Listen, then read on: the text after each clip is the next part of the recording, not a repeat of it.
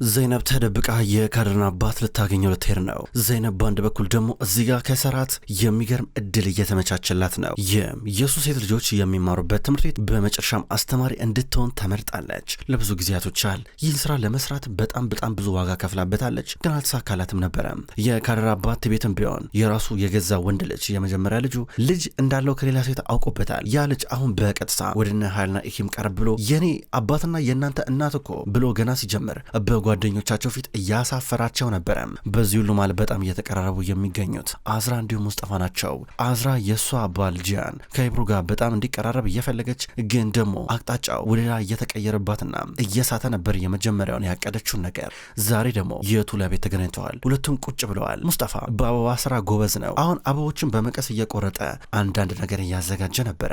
ከዛም በኋላ እሷን ብትሆን ስለ አዝራ አንዳንድ ነገር እየጠየቀችው በድንገት ነበር መቀሱን አንስታ እየቆረጠች እያለ እጇን የቆረጠችው። እጇን ስትቆርጠው አይዞሽ ብሎ ተንሰፈሰፈላት። ከእጇ የሚወጣውን ደም ለማስቆም እየሞከረ ነበረ። በቀጥታ የሆነ ነገር እያረገላን ነው። ከዛም በኋላ ይቀባላታል እጇን። በጣም ይቅርታ እያለች ችግር እንደፈጠረችበት ሆና ተሳቀ ይቅርታ እየጠየቀችው ነበረ። ችግር የለም ይላታል። ሰራትም ቢሆን ሆቴል ውስጥ ነው ያለው። ከሆቴሉ እየወጣ በረጋ አካባቢ በድንገት ጃን አገኘው። ሰራት እንዴት ነህ? እንግዲህ ያው እኔ ከልጆች ጋር ጥሩ ጊዜ ለማሳለፍ እየሞከርኩኝ ነው። ማለቴ ከጎናቸው በአሁኑ ሰው ያስፈልጋቸዋል። በነገራችን ላይ ባራክ መታለች፣ በር ጋር እየጠበቀች ነው ብሎ ነገረው። የሆቴሉን ጥበቆች ጥራቸው ያባራት እሷ ማናገር አልፈልግም እያሉ ነበረ። ይኸውልህ ስለ ፍቺ ጉዳይ ልታናገር ነው የመጣቸው፣ ብታወራት ጥሩ ነው ይለዋል። ሰራት ገና ሲያስበው ስራ ሁሉ ሆነበት። የት ነው ያለችው አለው። እታች በኩል እያሉ ነበር። ሰራት ወደ እሷ እየሄደ ነበረ። ወደ እሷ እየቀረበ ተቀመጠ እና ምን ፈለግሽ? እሺ ለማንኛውም እንግሊዝ ያለው ቤት ያንቺ እንዲሆን እፈልጋለሁ።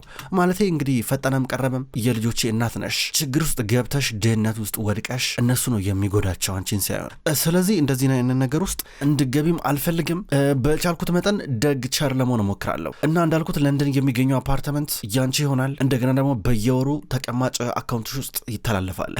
ይሄ አይበቃሽም ይሄ እና በህይወትሽ ምንም ፈተና እንዳይገጥምሽ እረዳሻለሁ። ለልጆችሽ ብቻ አስብ እያለ ነበር። አልፈልግም አለችው። አልፈልግም ማለት ምን ማለት ነው? ምን ረታ ላይ መፈልጊው? ምን ጀልባውን ነው ፈልጊው? ጀልባውን ውሰጁ እንዳለ ያንቺውን ጠቅልዩ እያለ ነበር። ጀልባውንም አልፈልግም እኔ ቤትም ጀልባም አልፈልግም። ሰራት እኔ የምፈልገው ካሽ ነው፣ ገንዘብ ነው የምፈልገው። ይሄን ገንዘብ ትሰጠኛለህ ብላ በወረቀት ገንዘብ እያሳየችው ነበረ። ምረው ይሁላ ገንዘብ ለምን አስፈለገ ያላ ነበረ። ሙሉ ለሙሉ ከህይወት ልወጣ ነው የምፈልገው፣ እሄዳለሁ፣ ተስፋ ቆርጫለሁ፣ ከዚህ በኋላ ስለኔም አትሰማም፣ መቼም አታየኝም አለችው። ይሄን ሁሉ የምታረጉ ልጆችን ለመጉዳት ነው አይደለ? ስሚ እንደዚህ በማድረግ ምን የምታገኙ ጥቅም የለም። እሺ የምትኖሪበትን ቦታ ልጆችሽ ያውቃሉ። አንድ ቀን ይቅር ካሉሽ አንቺ ጋር ይመጣሉ። ከዛ ውጪ ልጆቼ እንድትጎጂ አልፈልግም እያለ ነበር። ኢኪምና ያለኔ ተስፋ ቆርጠውብኛል፣ መቼም ይቅር አይሉኝም፣ እየነገርኩ ነው፣ በአንተ ምክንያት ልጆቼ ጠልተውኛል እያለ ነበር። በቃሽ ከዚህ በኋላ ልጆችሽን የምታታይበት ጊዜ የለም እሺ ባራክ እያለ ነበረ። ከዛም በኋላ የትም ብትደበቂ ከሰራት ታጀራ ትደበቂ እደርስብሻለሁ እያለ ነበር። ስማ እኔ ልጆቼን ሳጣ የተሰማኝን ስሜት እንዲሰማ አረጋለሁ። ሰራት ጠብቅ ታያለ ስትሮ ነበረ። አሁንማ ትክክለኛ እኮ ጭንብልሽ እኮ ልቋል እኮ ፊትሽን አይተውታል እኮ ምንም ብትይ ምንም አታመጭም እያለ ነበረ።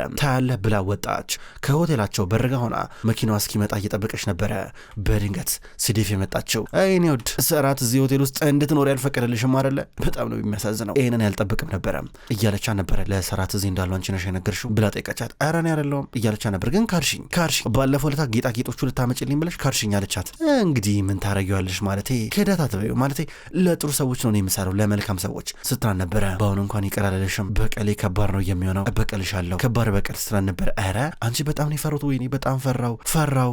ስታስቢ እዚህ ፊት ለፊትሽ የቆመችው ፈሪና ቦቅቧቃ ሴዴፍ ትመስልሻለች። አንቺ ነሽ እንዲሁም በአሁኑ መፍራት ያለብሽ፣ ምንም አታመጭም እያለቻ ነበር። ሴዴፍ ተደወለልኝ በቃ ስልክ ላልነገር ብላ እየተሞላቀቀች ዞር አለችባት። በድንገት ባራክ መኪናዋ መጣላት።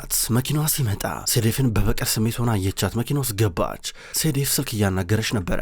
ባራክ መኪና ውስጥ ገባች። በቀጥታ መኪናውን እያስነሳች ነው። ጃን ብዙ ማራቀም እዛው አካባቢ ነው ያለው እያየ ባራክ መኪናዋ በኃይል በፍጥነት እየነዳች ስትመጣ እያያን ነበረ። ሴዴፍ እዚህ ጋር መኪና አላየችውም፣ አላስተዋለችውም። ልትሻገር ነበረ። በድንገት በመኪና ገጭታት ነበረ። ድንገት ጃን መጥቶ ሴዴፍን አቅፎ ዞር እያረጋን ነበረ። በጣም ፈራች። ሴዴፍ በጣም ተፈርታ ተብረከረከች። ባራክ ምሮ መሰዱ እያለ ጃን ይጨዋል። በአንድ በኩል ባራክ መኪናዋን ይዛ ላጥ ብላ ትሄዳለች። በሌላ በኩል ቲቤት አሁንም ቢሆን እዛው ሆስፒታል ውስጥ ነው ያለው። በድንገት ዘይነብ መጣች። ልጅቷን አላመጣሻትም እንዴ አላት። ልጅቷ ስሟ ካድር ነው፣ እሺ ስም አላት አለችው። እሺ ለምን አላመጣሻት ብሎ ጠየቃት። እንግዲህ ድሮ ያልጠየቀኝ እኔ ታውን ትጠይቀኛለህ? አንተ ምንም አይነት ለልጅ ምንም አይነት ፍቅር የለም እንዴ ሊኖርህ ይችላል እያለችው ነበረ። ፍጥጥ ብላ እንደዚህ እያለች ስትመለከተው እሱ ደግሞ እንግዲህ ከዚህ በኋላ ማድረግ ያለብኝን ነገር አረጋለሁ እያለ ነበር። ተገደህ ነው ወይስ ፈልገህ አለችው። ምንም ቢሆን ምንም በቃ አሁን ነገሮች ተቀይረዋል። አሁን ሁሉም ነገር ይፋ ሆነዋል። እንግዲህ ያው ሰራትም አውቋል። ስለዚህ ማድረግ ያለብኝን ነገር አረጋለሁ።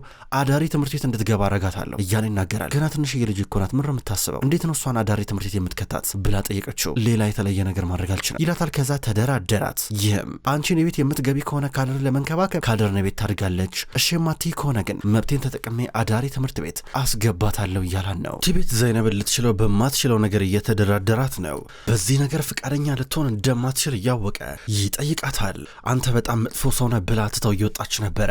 በሌላ በኩል ጃን ከሴዲፍ አጠገብ ነው። ሴዲፍን እያባበለ አይዞሽ ማስተዋል አለብሽ፣ ይኸውልሽ ባራክ እልህ ውስጥ ገብታለች፣ ከእሷ ጋር መቃለድ ማቆሚ እያለ ነበረ። እኔ ግን እንድትጨክንብኛለች ብዬ አልጠበኩም ነበረ፣ ግን አቶ ጃን በጣም ነው የማመሰግነው። ለእኔ ብለህ እኮ ልትሞት እኮ ትችል እኮ ነበረ አለችው። ኧረ አታካብጆ እያለ ነበር። አይደለም አንተን እኮ መኪናው እኮ ሊገጭህ እኮ ነበረ፣ ተያይዘን የሆነ ነገር ነው ነበረ አለችው። ግን አልሞትኩማ፣ ይኸው ፊት ለፊትሽ አለው። ችግር የለም ሴዲፍ እንደዚህ አትሁኝ፣ ይኸውልሽ እኔና አንቺ አሁን ማለት ነው ከደቂቃዎች በኋላ በሆቴል ጉዳይ ስራ እንጨቃጨቃለን፣ ገባሽ አይደለ? እና እንደዚህ ብዙም የሚያሳዝን ነገር መነጋገር የለብንም አላት። ፈገግ ብላ እያየችው ነበረ። ተጠንቀቂ ብሎ እየመከራን ነበረ። አብዳለች፣ ባራክ አብዳለች፣ ግን አብዳ እዚህ ደረጃ ትደርሳለች ብዬ አልጠበኩም ነበረ፣ ህይወታችንን ያዘበራረቀችው እያለችው ነው። በሌላ በኩል አሁን አዝራ ጂያን ምግብ መብላት ፈልጋለሁ አማረኝ ብላው የራሳቸው ሆቴል ይዛው መጣች። እንደዚህ ማድረግ ብዙም አልለመደብሽም ነበረ፣ ዛሬ እንዴት እዚህ ይዘሽ መጣሽ አላት። ምንም የተለየ ነገር ለማድረግ ፈለኩኛ። ታዲያ ችግር አለ እንዴ? ምነው ቀራለህ እንዴ? ደበረህ እንዴ? ወይስ ያች ልጅ ምንም እንዳትናደድብህ ፈርተህ ነው አለችው። ተናዶ እያያን ነበረ። ኧረ አዝራ በእናትሽ ታይ፣ ግን ታይ ኢብሮ እኮ የኔ እኮ ፍቅረኛ እኮ አይደለችም። ነገር ግን በተደጋጋሚ ጭንቅላት ውስጥ እየቦረቦርሽ ይህን ነገር ለማስገባት እየሞከርሽ ነው፣ ይቅርብሽ እባክሽ እያለ ነበር። አይደለም እኔ እሺ ተረድቻለሽ፣ ችግር የለም ስትለው ነበር። አይደለም በቃ የሚባልና ማይባል ነገር ለይተን ማወቅ አለብን እያለ ነበር። የተቀመጠላትን ነገር እየጠጣች ነበረ። እጅሽ ምን ሆነሽ ነው አላት። ድንገት እጇን እያየ ነበር። ምንም ዝም ብሎ ነው፣ ቤት ውስጥ አንዳንድ ነገር ሳስተካከል ነበረ አለችው። ኧረ ከመጀመሩ አንቺ ቤት ውስጥ ስራ መስራት የጀመርሽው እያለን ነበረ። ፈገግ አለች፣ አየችው፣ እየሳቀች ነበረ። ከዛሬ ጀምሮ አለችው። ዞር ስትል ኢብሩን አየቻት። ኢብሩን ከዛ በእጇ እያነቀነቀች ነይ ብላ ጠራቻት። ነይ ብላ ስጠራት ኢብሩ ደግሞ ምልትራይ ነው ብላ እየተናደደች ተጠጋች። እስኪ ይህን ውሃ ቀይሪልኝ፣ ውሃ ቅጂልኝ እስኪ እያለቻት ነበረ።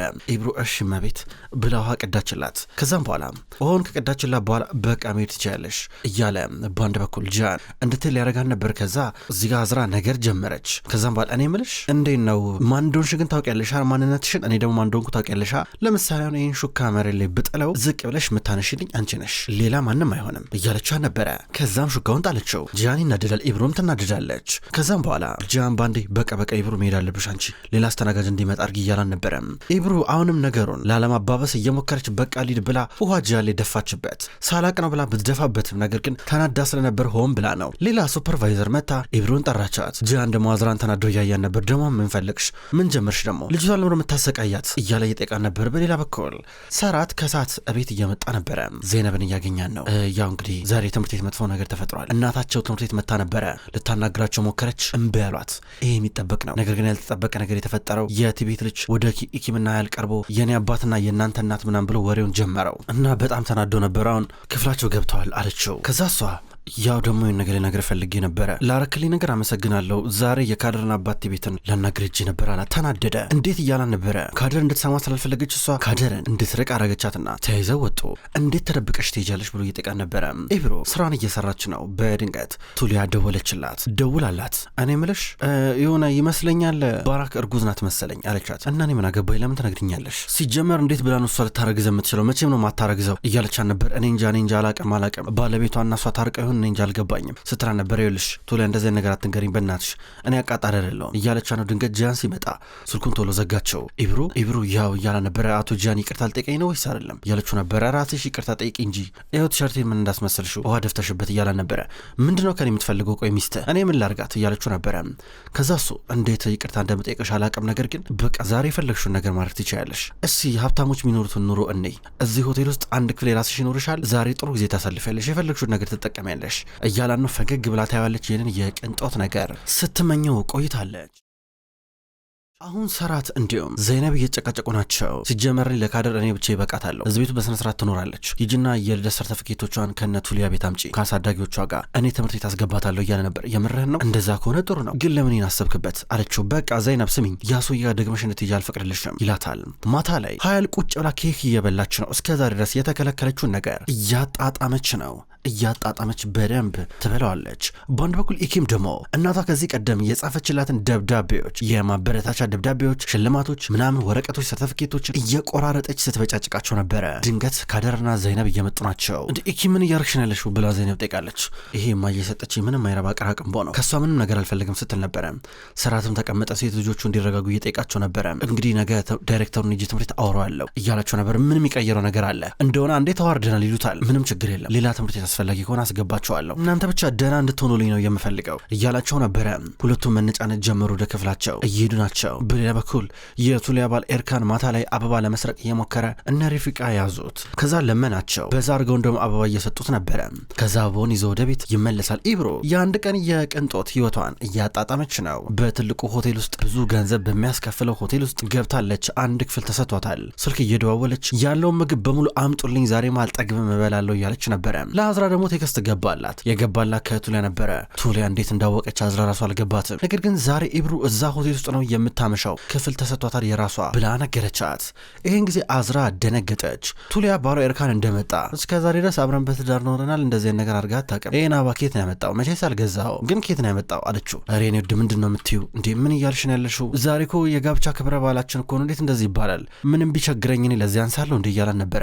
ውይ እኔ አሁንስ እንደው ያቺ ባራክ እርጉዝ ናት፣ እንደው በወለደችና ልጇን አምጥታ ለኛ በጣለችልና ባሳደኩ ይሄ ህይወት በጣም ነው ያስጠላኝ ስትል ነበረ። በአንድ በኩል አዝራ ቤት ውስጥ ናት። አሁን የጃንን ነገር እየተከታተለች ነው። ወደ ዋናው ሳሎን መጣች። የጃንን ስልክ አገኘችው። ከዛ ወደ ኢብሩ ሚስኮል አረገች። ከዛ በኋላ ኢብሩ ደወለች። ስትደውል ጃን ስልኩን አነሳው። ከአዝራ አጠገብ ነበረ። አዝራ እንግዲህ ወዲያው ዞር አለች። በነፃነት እንዲያወራ እንዲህ እያመቻቸች ነበረ። ሄሎ አቶ ጃን፣ ደውለ ቶሎ ስልኩን ዘጋው፣ ፈልገኝ ነው አለችው። ማኔ ኧረ ያልደውልኩም እነካሽ እያለ ነበረ። እና ተሳስተሽ ነው እያልከኝ ነው ትለዋለች። ከዛ እንዴት ነው ተመቸሽ ቦታው አላት። በጣም ምርጥ ቦታ ነው፣ አሁን ገላይን ታጥቤ ፊልም ላይ ነው አለችው።